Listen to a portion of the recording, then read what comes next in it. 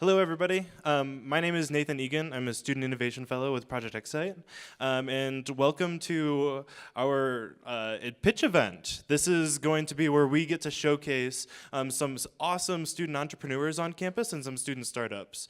And we really want to show you guys kind of an entrepreneurial ecosystem that's really developing within the DU community and within the broader community as well.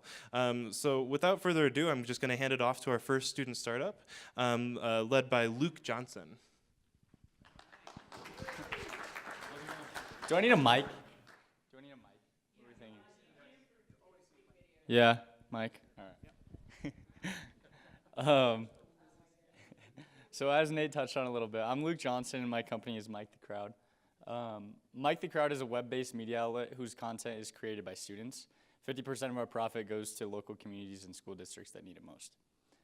We cover all things sports, music, fashion, and pop culture. And then Mike the Crowd itself is actually a parent company.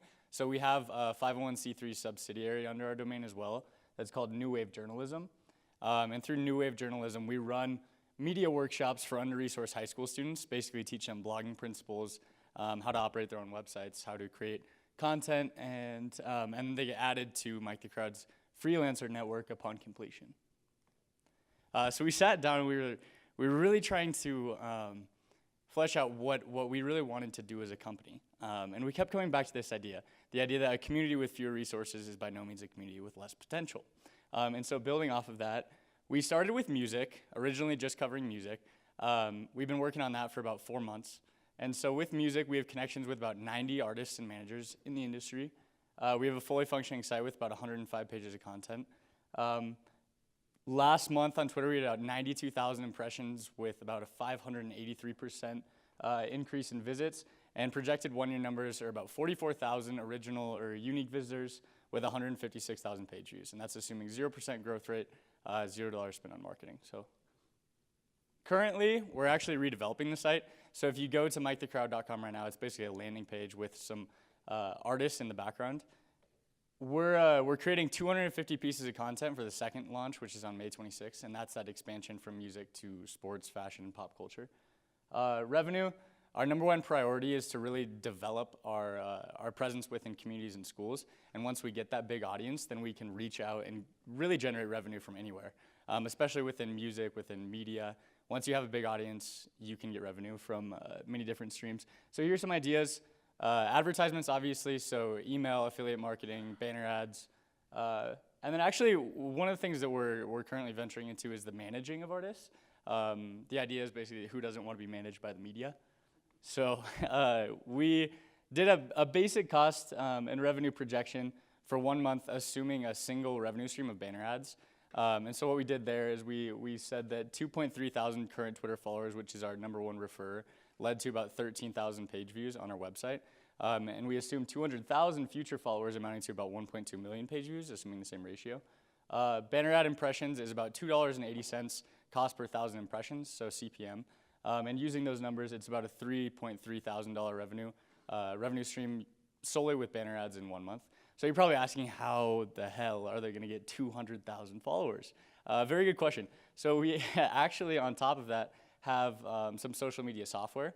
And basically what that does is it's growth hacking. So it basically grows our audience organically, but it's systematically, so we don't have to work with that. But it gives us access to essentially unlimited emails and gives us direct marketing to people. We need about $2,000, and that's for content, social growth, and then developing the workshop as well. We need connections. At every sense, any community member, any stakeholder who's interested in making a difference, we need to form those connections and bridge that gap. We need criticism. One of my favorite quotes is by Elon Musk. He says, "Constantly seek criticism. A well-thought-out critique of whatever you're doing is as valuable as gold." And we think that is very valuable. Obviously, we have a vision, we have an idea, but we are by no means completely knowledgeable on everything. So criticism is at the forefront of what we're trying to do as well. Immediately, we're currently at the black line on that, and then $2,000 will get us to the blue line, and that's basically where we can really expand in the next couple months. This is our team. Digital media specialist Teddy and Jack are the guys who are really running the workshop. And so they've developed a curriculum that can run these kids through the workshop, and then with the content, they basically teach them one new principle each piece of content they create. And then for 10 pieces of content after is when the workshop is actually completed and they get added to our freelancer network. So Teddy and Jack are the guys really running that, and then Joe, myself, and Michael are on top of that. We have a great board of advisors who's helped us out along the way. But again, we're always looking for additional members of that team. So for us, it's really important to understand that we don't want to create a company. Obviously, we want to make money. We want to do that, but we want to create a movement. You know, there are these people in these communities who have so much potential, but they've been deprived of the resources that they need to actually succeed. So we want to give people who don't have a voice a voice. One of my favorite quotes is by Benjamin Franklin, where he says, "Tell me and I'll forget, teach me and I'll remember, involve me and I'll learn." And so our goal is to involve those who have been underrepresented in every other capacity. So thank you.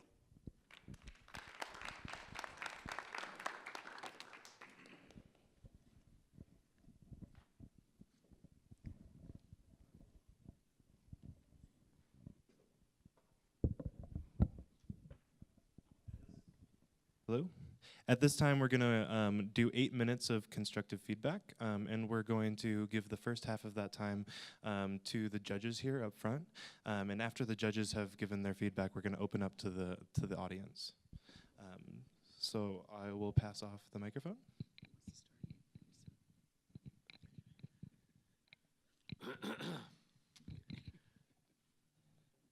So let's see, constructive feedback. I think in terms of the order of your pitch, right, something that you're always searching for whenever you're trying to present is pitch fit. And I think you had a lot more clarity at the end, right? The way I've heard it explained before is kind of a SAP approach versus a PAS approach, right? So starting with a solution, alternatives, problems, as opposed to problem, alternative, solutions. So if you really open up digging into the why we're here, what we're doing, and kind of like that big, hairy problem that you're trying to solve, I think you pull us in sooner and you stop us from wondering what it is you're doing. Totally, yeah. You're totally right. We've pivoted like 3 times, and so the slide deck has kind of shifted with that. And so there are some holes in it that we've been trying to really flesh out, but you're totally right, starting with the why. The other thing that I would add, and then I'll definitely hand it off, is speed. Obviously, the more times you go through it, you get very, very comfortable with it, but you have to have an appreciation that your audience is digesting this and absorbing it for the first time. So it's okay to like throw some of these concepts out and just let them sit for a bit and then build on them and just kind of bring us along with you. Yeah, great. Thanks. Let me follow up. First, congratulations. This is terrific to see, just so much energy and just creativity, with the DU students. I'm new to the team. I just joined the university staff about 3 months ago, and just really exciting. So congratulations, Luke. And everybody around here is just so creative and innovative, and it's wonderful to see you up there. Yeah, I would just reiterate really fast. You were truly fast. I don't want to read the charts, but I couldn't read, and then I'm trying to listen to you. So then I just decided to focus on what you were saying. And I will go to what Soshi just said, my judge. I'm still not really clear on what the problem is that you're trying to solve. I appreciate kind of who you're bringing into it in terms of the community, but I'm really not clear yet, on exactly what it is, what the it is. So I would ask you to, as we're going through some of the helpful criticism, to maybe get back to that.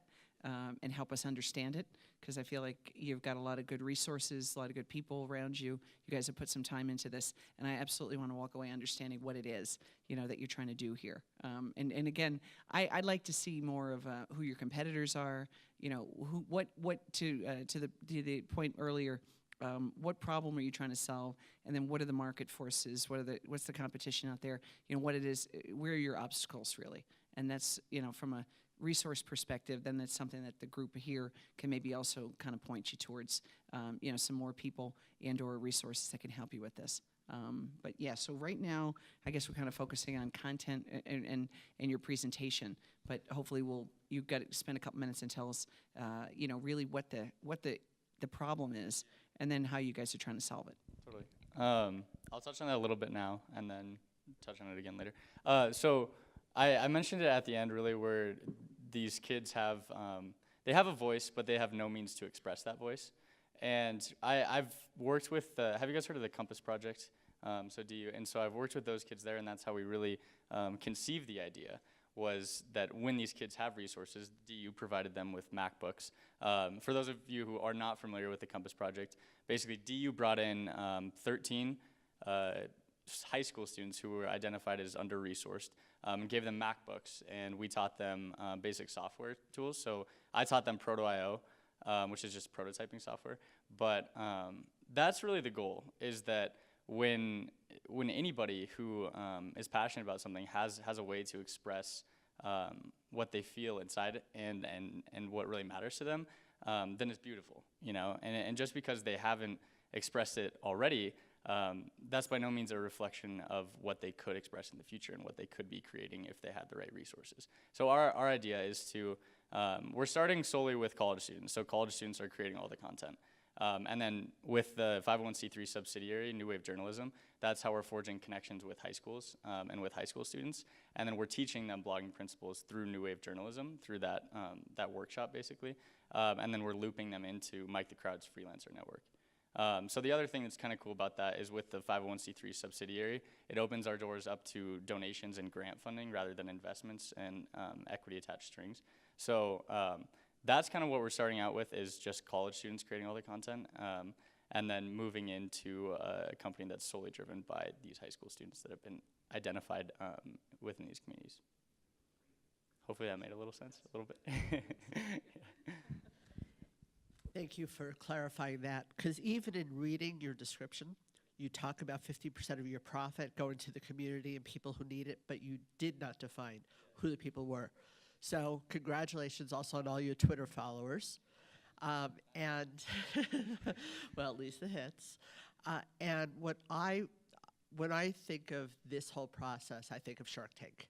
And if you haven't watched enough Shark Tank, go watch Shark Tank.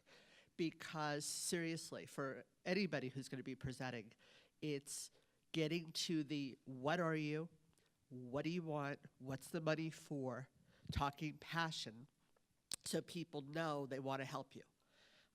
Even in, okay, so you want to work with high schools, which ones? What's the process? Will there be a fee? Will the schools pay? Is it all coming from other vendors? So to answer the what will the 2,000 be used for, that wasn't answered really either, other than to get you to a blue line. But what does the blue line do? No, totally. Yeah, for 2,000, basically that number is for social growth. So what I was trying to say with the big audience is that if we have a big audience, the reputation of a company within music, within music media, is basically solely derived upon your Twitter followers and the following that you have on social media. So if I contact an artist, the first thing they do is look at your social presence. So how many people you can reach immediately. And when you get that big audience, you can do anything. You can run features. You can generate revenue from anywhere. So the 2,000 goes to basically solely social growth to develop that big audience. And then once we have that audience, we can get profit from a plethora of different options. I hope that makes a little sense. So I just had a real quick either process or technology question. It sounded like you touched on that you guys have some IP around conversion and growth. That's pretty interesting to me. I'd love to hear you expand a little bit more on that. Is that something that you're looking to license out? So what do you get in terms of where are you taking things from and to, and how are you doing that, and how quickly are you doing it? Yeah, totally. So it's actually not our IP. It's just software that basically we're using from somebody else. So it's nothing that we developed ourselves. It's stuff that we found and have been using to help us out. So for the social growth, that is like, I don't know if you guys are familiar with like growth hacking and that stuff. So basically what it does is it automates your activity on social media to get the buzz around it without you actually doing anything. But then what I didn't touch on and what we're trying to stray from is the SoundCloud software that we actually have. So say you guys are familiar with SoundCloud, correct? So streaming service. So if you have 10,000 followers on SoundCloud and you have a concert in New York, our software actually lets us download the list of your 10,000 followers, and then we can figure out which ones are located in New York because they've identified it themselves, and then we can contact them directly so that your web presence and your social or your SoundCloud followers can turn into real world ticket sales. And so that's what we're doing on the side. I didn't touch on that because we have so many moving parts currently, and we're trying to stray from solely doing music. And so I kind of wanted to do more of an all-inclusive approach, I guess, without that, and to explain that in like a 4-minute pitch or whatever and really drive that is difficult. So I'm glad you asked about that, so I could touch on that a little bit. But I hope that makes sense. A little bit, yeah. Well, thank you, Luke, and that's all that we have time for. Thank you, judges, for those. That's Thank that you, guys. amazing feedback.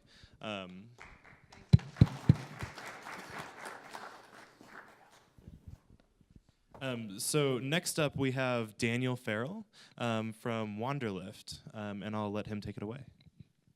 Good test.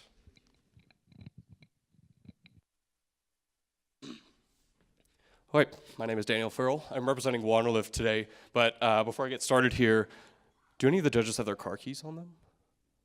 Yeah, I need those. Don't worry, you're going to get something in return here. Some of our limited edition here, Wanderlift stickers. Do you have Sherry? All right. There we go. This is what federal investigators call a hostage situation. And it's what I call the control.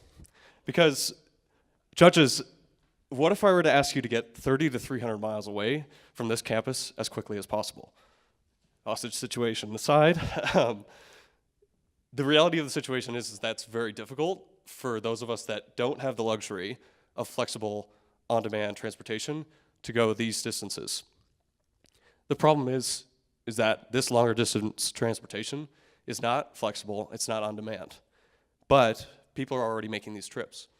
Just last year, 2 million rides were shared across a variety of transportation networks that are not formally established. So what do? We monetize vacant seats through an app at 20% of the cost of an Uber or Lyft.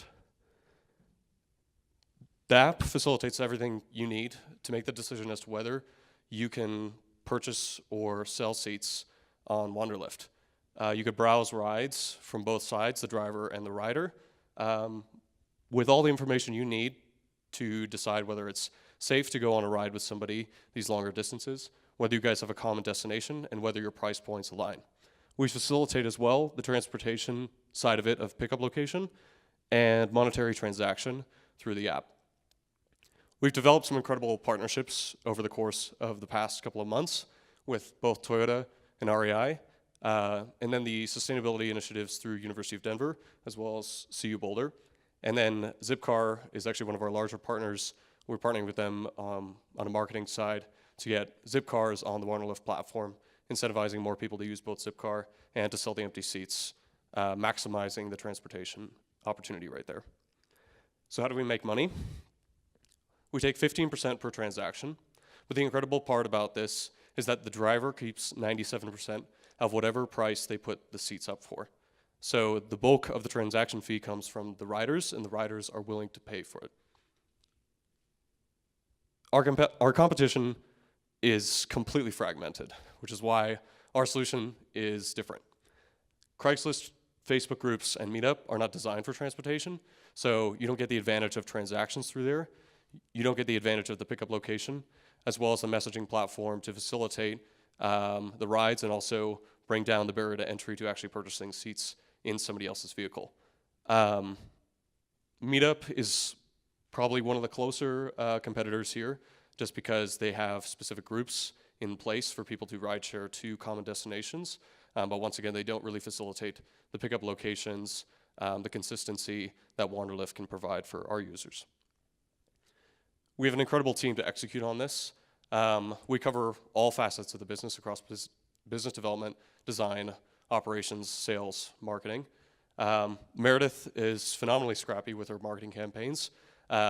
She's handwritten letters to drivers and distributed them across campuses. We've literally run to the dinosaur lots and distributed coffee to everybody who shares rides to go up to the mountains in an effort to not only get them on the platform, but to distribute the vintage stickers. Sam is an incredible founder because he has launched multiple businesses before, but is an extremely fast full-stack developer who built the entire UI of the app within a week. And Lucio has plenty of experience building scalable systems for some of Denver's largest startups. I myself do consulting for the past 3 years, and I run operations, having built many student clubs and communities before. I kind of know how to run things from a team perspective. And as you can see, we've done consulting for some pretty incredible companies below there across the United States as well as here in Denver. So with that, we are Wanderlift. We are ride sharing for adventure lovers.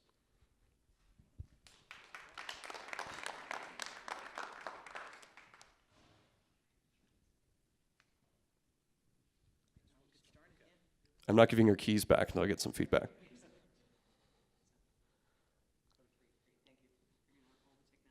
Great job. Appreciate the clarity and terrific presentation.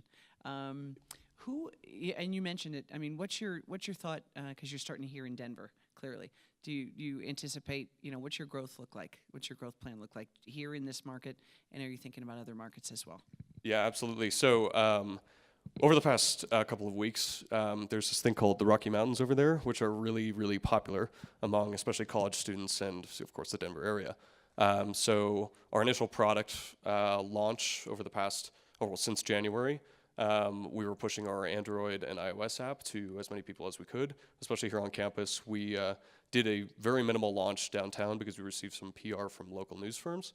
But right now, the priority is figuring out what works for small communities and what gets them saturated enough to avoid the kind of fragmentation that propagates through both Craigslist, Facebook, and especially Meetup, because I mean the two-sided marketplace relies on consistency of both riders and drivers and them going to common destinations. So that consistency is key to the success of this platform. So in an effort to grow to other states, California is a huge one. There are huge Facebook groups associated with the UC schools for people carpooling up and down the West Coast, and then the Northeast especially. There are plenty of cities out there in the metropolis, and when we went and pitched in DC for a national competition, we received a lot of positive feedback from people carpooling regularly across these metro areas. Just a follow-up question: Have you spent any time with the the Denver City Council and talking to that team, because they're obviously working on ways to cut down on congestion, with more people coming into Denver and traffic patterns, just any conversation with the city officials? No, not yet. One of our mentors was part of the Smart Cities project just down the road. So there was potential to begin the conversation there, but I think one of the biggest things for us was figuring out what the chemistry looked like in terms of like what is the marketing spend, both digitally, physically, like posters, how do we reach the audience we need to make this happen. But obviously talking to the city council would be awesome. So if you have that connection, that'd be great. Yeah. Thank you, Daniel. Very well put together. You brought up the issue of safety. So we already know Uber and Lyft have had their share of issues and questions. What, if anything, do you have in place dealing with who's driving and who's riding? Right now, it's not sustainable for us from like a business standpoint to conduct background checks because the liability in place is just like too much, especially because we have not raised venture capital to fund whatever liability or insurance may be there. But you could look at the flip side of that as well, is that like of the 2 million rides that are currently happening with that, these transactions through Craigslist, Facebook groups, like the vetting process is simply from the communities itself.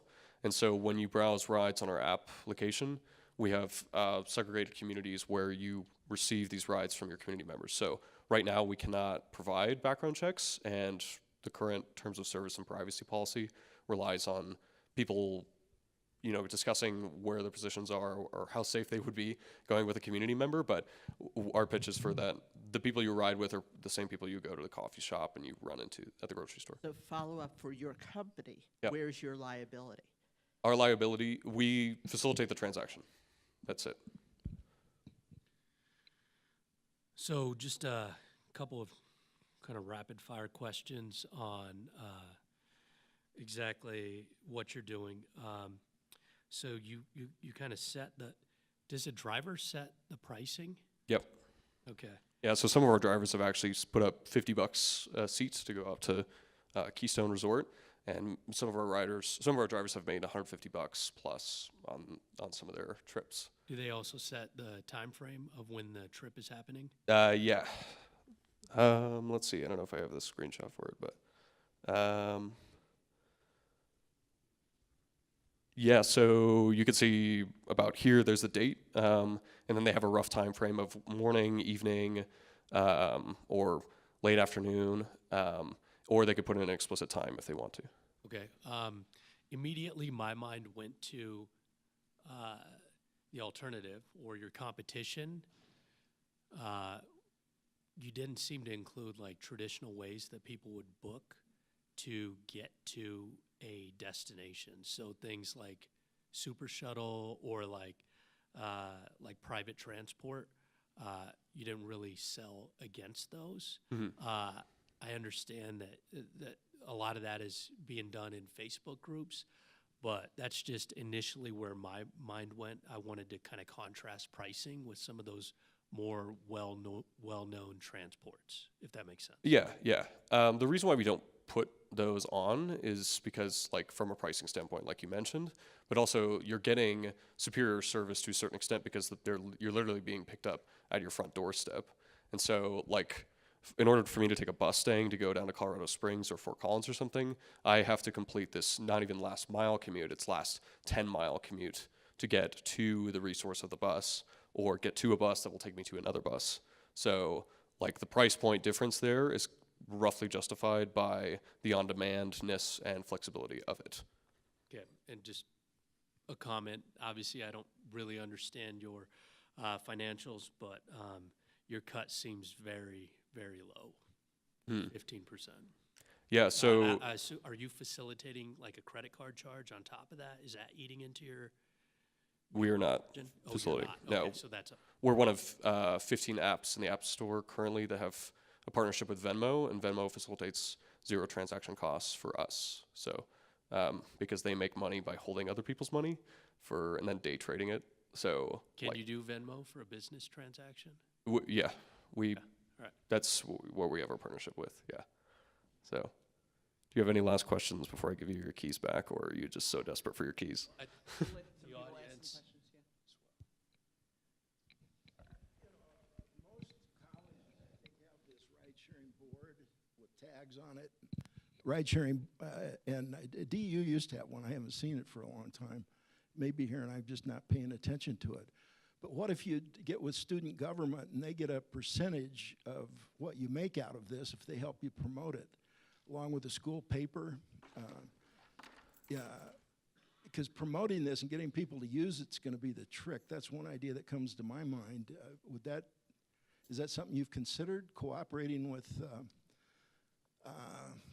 student government groups to try to replace the manual system that some schools have now with this, and they make some money out of it, and their students on their campus get better service? Yeah, definitely. There was a ride-sharing group here at DU. It was essentially a Google Docs spreadsheet that you needed to be invited to, and it was essentially maintained by a very small group of people that happened to graduate. So that was about 4 years ago, is my understanding. Huh.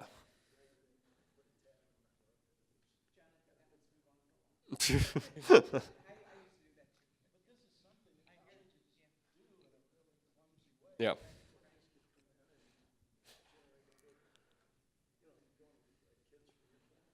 Yeah, absolutely. So we're definitely looking into that. The problem about safety is kind of the big leap for us to make, at least, because the university does not want their name associated with something where we don't even vet the drivers. But because it's like an on-campus community, we still are convinced that like the safety factor.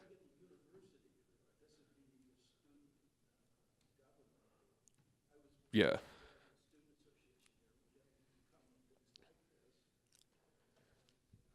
Even the undergraduate student governments are reluctant to do it because they have like their liability and their name associated with it. So there's like definitely something there that the university's just a little bit too stoic in their standing for us to push them that far, but the baby steps and we'll get there.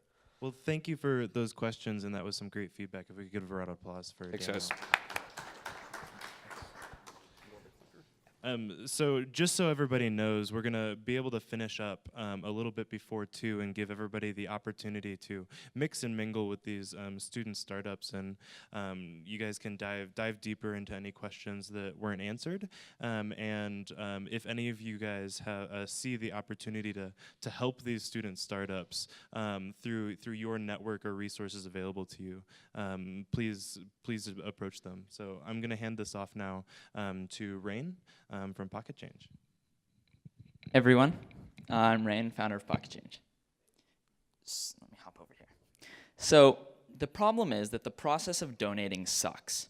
If we do donate, it's often on December 28th for tax benefits. They're expensive, $50 or $100 minimums. We're overwhelmed with the amount of charities that we can choose from and the projects we can donate to. We donate in an external environment when we see a commercial on TV or get a pamphlet in the mail, not when we're genuinely motivated to do something. We usually donate to Band-Aid fixes rather than systemic change, and there's a disconnect between the donations that we're making and the impacts that those are having. The solution to all of this is Pocket Change. Pocket Change is a button that sits on Facebook next to every piece of content and lights up when you see a post about a cause, an article about an earthquake or a video about poverty, for example. It instantly identifies the specific cause that post is talking about, selects the #1 most impactful organization impacting change in that area, and then in 2 clicks allows you to micro-donate 25 cents to $2 to that cause. This can be any content from a nonprofits page to Sally Smith, who's talking about her daughter who's volunteering in Haiti. Donation is predicated on connection to a cause, to an organization, to a story. Facebook has enabled this connection on a massive scale never before seen in history, and Pocket Change harnesses that for good. One really exciting thing is that the donations market is a $258 billion, with a B, billion-dollar a year business in the US alone, and 90% of that is still done through check signing and mail-in donations. Only 7% is done online, and only 0.7% is done using any form of social media. Now, if we think about what Amazon did to sales and what PayPal did to payments, that's what's going to happen to this market over the next 10 years. But we understand that it's not just going to traditional donations online. We know that because donations are predicated on connection, this idea of social giving and giving because you're connected to something is going to explode, and we're the only one doing that. The closest form of competition we have are 2 initiatives, Social Good at Facebook and Good World. Both of them sort of allow more traditional donation styles on Facebook, which is exciting that they're thinking in that way, but we're doing a lot of things different. For starters, they only go after nonprofit content, so they miss the vast majority of the content produced around issues. They also have higher donation amounts, $10 and $28 respectively. They are more confusing and more difficult. The users have to select the charities. They're conventional donations reskinned. We're an entirely new way of giving. Our go-to-market strategy is we're going after the passive activist, the soccer mom, the school teacher, the stay-at-home parent that care about a lot of different things but don't have the time or resources to let it consume their lives. We're getting to them through the engaged activist, who are always trying to get more people to care about the cause that they care about, and Pocket Change is the best tool to do that.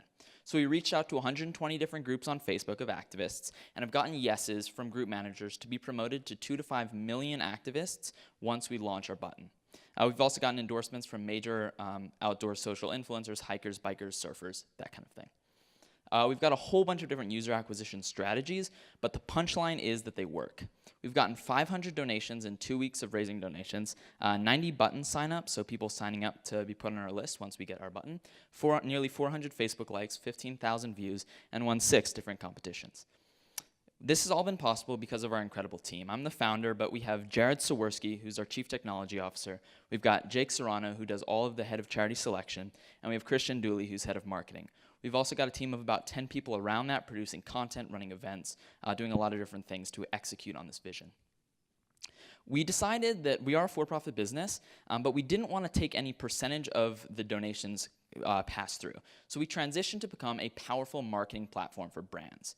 Traditional impact marketing goes that a company like Red Bull says, we'll donate 10% of our profits if you buy one of our Red Bulls, which is great for Red Bull because they sell more Red Bulls, but it's not genuine for the consumer because it's just like, oh, they want to sell more Red Bulls. Our platform allows a company like Red Bull to say, hey, we care about clean water. And our user says, hey, I care about clean water. We match the donation, Red Bull matches that user's donation and builds a genuine relationship around something that the user cares about, even when they're not consuming the product. And that's really powerful for brands. We've also managed to quantify how much content impacts people, which is really, really valuable. You know, liking and sharing is great, but if you donate 25 cents, it means you really care about the content that's being produced, and that is incredibly valuable for different content producers. BuzzFeed, AJ+, Now This, New York Times, Washington Post, those kinds of things. So we've projected out to do $150 million in our marketing platform by year 5, $60 million because of our data metrics, and more importantly, $2.2 billion raised in micro donations. We've already gotten yeses from 3 different platforms willing to pay us $1,000 and match all donations as soon as we launch. Pocket Change is a whole new way of giving. We are making a bet on humanity. A bet saying that from electricity to space travel, we as a people have a history of finding impossible solutions to monumental problems. Pocket Change is the next impossible solution. Thank you.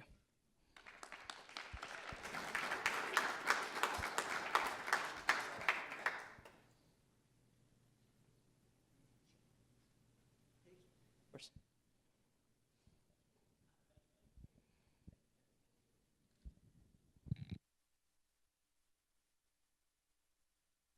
Want me to pass you my mic? Okay. I think we're on. Cool. Okay, first of all, thank you very much. I'm curious, how your button's not live yet, No, it's not. so your projections are based on what? On user growth, first 2 years, kind of a 10% every 2 months, and then slowing down growth as we get much bigger. And that's kind of projected out, if I'll hop into real quick. We've got a really kind of interesting user acquisition strategy. When someone donates, they can share that donation on their Facebook feed with a link that allows their friends to donate, so it's kind of like a personal endorsement. And when they donate 25 cents, we use something called foot in the door, which is a psychological technique that basically says, I asked for something small, and then I can ask for something bigger, and you're more receptive to do that. So the person who donates shares it. People can go and say, okay, I'll donate 25 cents. And then we can ask them, hey, do you want to download the button? And then they enter our cycle. And then the other thing is that when you're sharing a post, the button is going to be able to recognize what that post is talking about and insert a link into your post to an external website that allows you to donate to that specific cause. So if I share something about poverty, I can click the button and insert a link that says, if you want to donate to poverty 25 cents, you can click here. Okay, then where you talked about selecting the charities, can you talk more to what that looks like? Because personally, as somebody who gives a lot, I look to how much of my donation that particular charity is going to keep. Of course. So we've got a whole kind of process of how we go about doing this, a whole research team that really goes into it and digs in. But we do it quantitatively and then we do it qualitatively. So first we look at kind of the data side. So our number specifically to how much goes is 85%, which is kind of on the higher end in the donations area. But still enough room where if it's a big charity, that kind of thing. We also look at kind of restricted and unrestricted funding. So where our money can go to specific causes rather than just to an organization as a whole so that they can have more nice lunches. So we look at that, and then we look at kind of, are they impacting change on a systemic level, because that's our focus, in a whole variety of areas. So not just we provide food to people in famine, but we actually are going after the policy there. We're going after the grassroots activism there. We're going after all of those kinds of things, and we really look at all of that. We also look at kind of qualitatively what the leadership team looks like, what the vision is. Are they, like I said, impacting change in all of these different areas? What key partnerships do they have? What other funders? So like if another big place like say the Bill and Melinda Gates Foundation is a big donor to them, then we know that there's some validation there and we look at that. And there's a whole, I'm happy to send you a document that we have of, the specific process we use. Of course. Great job, really clear. On the revenue side, so you, in order to monetize, you have to convince brands to use you for CPM platform. What happens if you get a lot of viral usage and you don't have enough brands to cover your costs? So ideally we're gonna raise a little bit of money this summer that's gonna allow us to get to a point where like we're sustainable. We have had 3 brands, Red Bull, Western Union, and Hello Products, which is a toothpaste company, say yes, that they're willing to match all donations in that for like day one, as well as pay us the $1,000 as a platform fee, and then we're ideally gonna be able to go from there. But we do have very low costs. Everyone on the team is either equity or volunteering because they love the mission, and we're college campuses, so I'll eat as much ramen and live on a couch as long as I need to make it happen. Great. Hey, nice job. Love the name, love the logo, very clear. And it's kind of an old school pocket change too, when you think about it, which I love. So you're going to attract in a lot of people with that name. I work for the university, full disclosure, and I raise money for the university. So the question earlier about selection, about the causes and about how people kind of, how organizations get higher up on your list. I totally would be interested in talking to you about how you make those selections, and I would hope that you would put DU and give DU an opportunity to be be one of your causes, of all the things that we're doing here on campus. Obviously, the kind of education that you and your team are getting.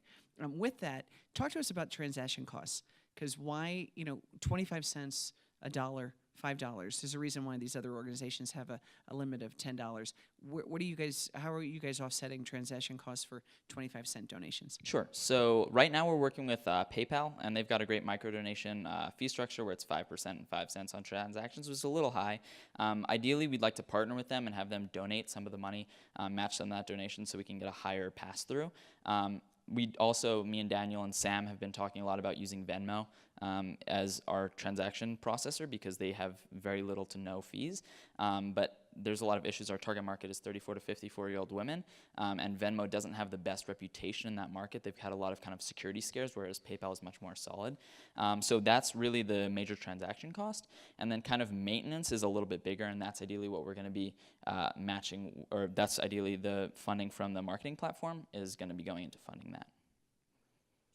Yeah, thank you.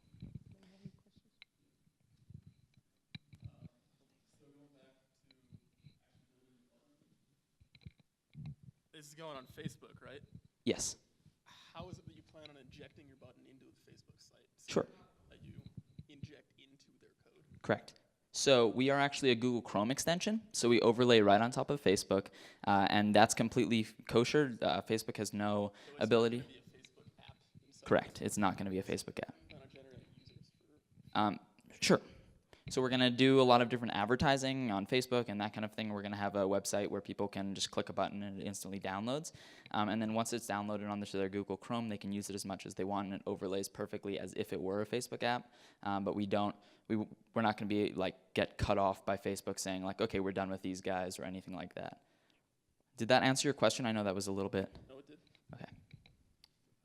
So then I, also come from the technical background. So as far as your plan where you were talking about earlier, where the button will recognize that it's on some kind of content that's donatable, how are you facilitating that? Is it that a user has to indicate that, and how do you control that they choose a good charity, or are you using some kind of machine learning, or kind of what is your process for deciding that an article is about something that's charitable? Sure. So it comes down to primarily keyword search and tagging. So on articles and posts, we're going to read the status, and we're going to read the title of the article, which is what we can do, and have a kind of a bank of keywords that we're going to be able to categorize causes as. But then early days, we're going to be having users say, is this about blank, yes or no? And then we can label that content URL as, okay, this post is about X. So that's one way we're doing it. And then on videos, Facebook has tagging functionality, so we're going to be able to read those tags and kind of same process there. But we're not going after like just nonprofit content. That makes things a lot easier, but we will be using primarily machine learning paired with user yes or no, and if it's not, what is it? And they can type it in.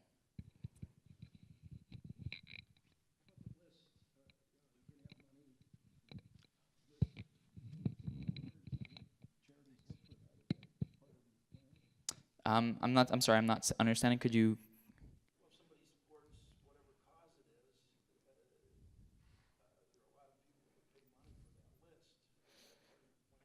Gotcha. We probably won't be actually like selling the data that the users, like what they donate to, and like the causes that they donate to. We will be selling that a user donated because of this specific piece of content, but we really believe that like anything like this, where it's a new way of people giving, we want to make sure that our user is our top priority, and that they feel safe in their data. I know that that data would be very valuable to different charities and that kind of thing, and we could help the charities in terms of if you produce more of X type of content, then you'll be able to bring in more donations, and on that standpoint we would, but we would not release John donated to the Red Cross and blah, blah, blah, all of those kinds of things, because that's kind of compromising John's habits and that kind of thing.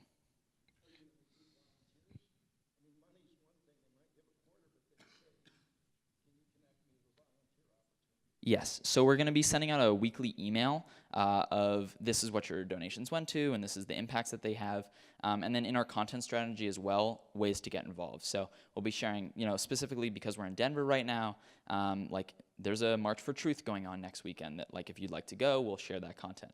And we'll put kind of other ways to get involved and more in that email, but we really want to isolate first on making sure that giving, our kind of slogan right now, is change made easy. Really focusing on making sure that people understand that that first step is really important, and then being able to follow up and saying, if you want to get more involved, you can do this, but not kind of bombarding people with all different kinds of things and scattering where their focus is. And that's all the time we have for questions right now, so thank you. Thank you, everyone.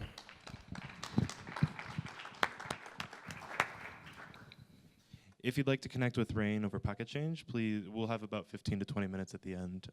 Please connect with them.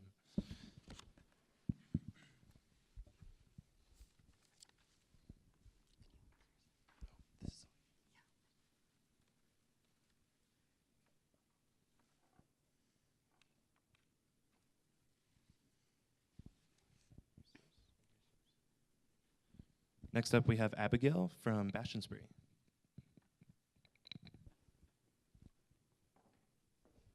Hi, I'm Abigail, and I'm working on an application called Bash and Spree.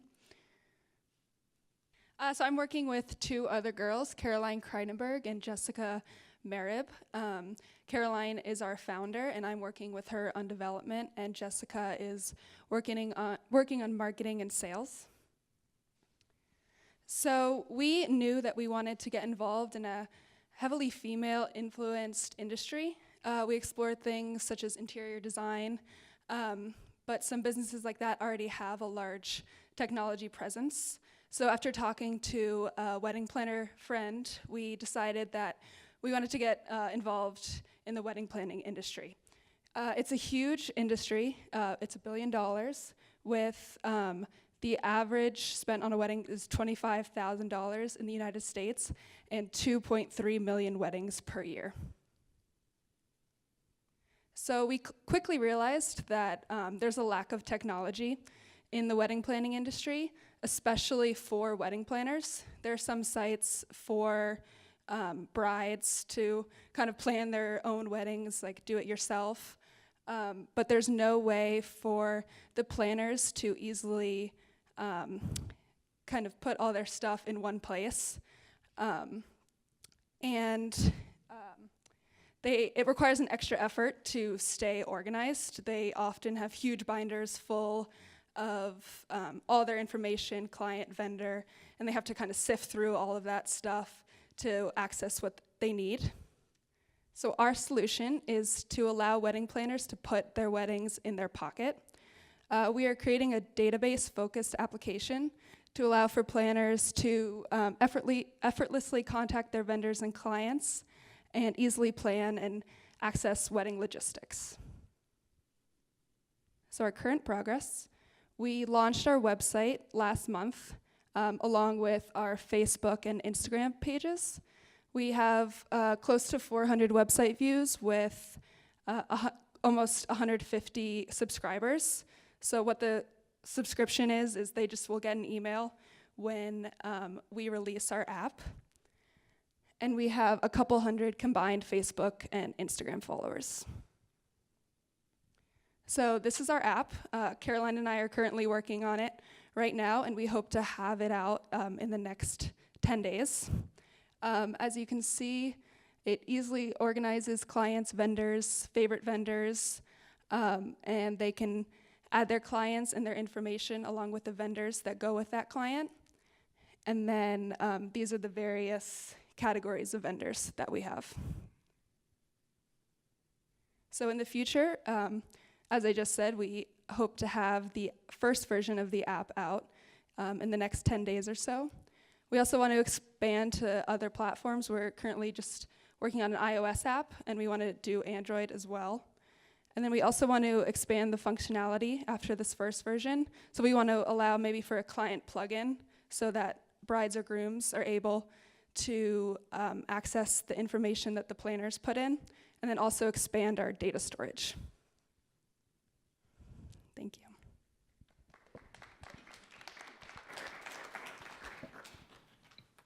Terrific, thanks. Very clear, nice presentation. A couple questions for you. It seems like a small market of, by focusing on the wedding planners. So talk a bit about that. And then how exactly do you make money?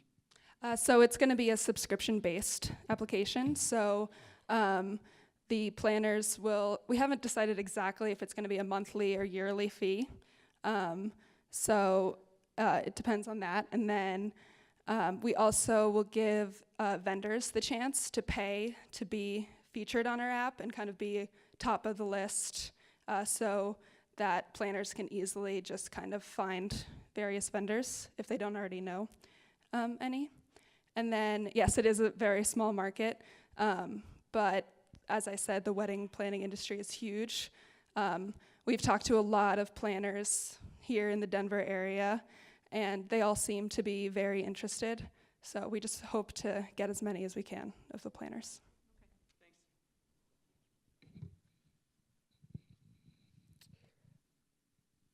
Following up on her question, why aren't you reaching out to the do-it-yourself brides, which are becoming more and more? Even in my daughter's generation, nobody's using planners anymore. I guess we kind of just wanted to, we just know that the wedding market is huge and know a bunch of planners. We recognize that it's becoming a much bigger thing to do it yourself, but we still think that there is the market for this, and planners will definitely use it.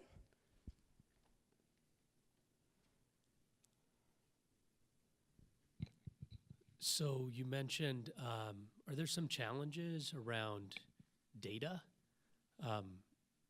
You mentioned like kind of scaling like a data repository or something like that? So we have all of our vendors and the client information. That's all, that's the data that we're including. So I guess just searching all the vendors is, I guess, and having them all in the application is a challenge, but yeah, we hope to they can easily kind of choose them. And the plug-in comment that you made, is that providing visibility to the buyer or the client of the planner? The client of the planner. So the bride or groom will be able to easily see kind of what the planner is working on and maybe who they're talking to and what stages they're at in various planning aspects, and they might be able to contact the vendor if they need to as well and have all these numbers and emails and stuff that they might need.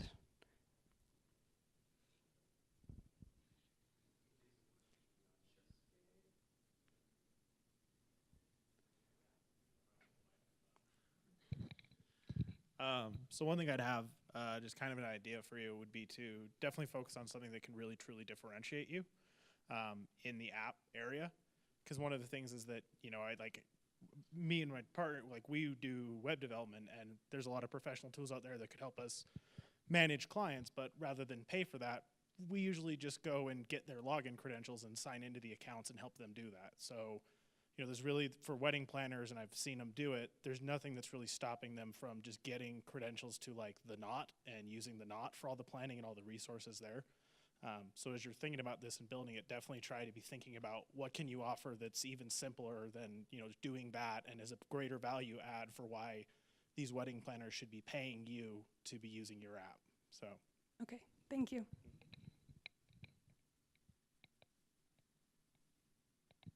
Any more questions? Thank you.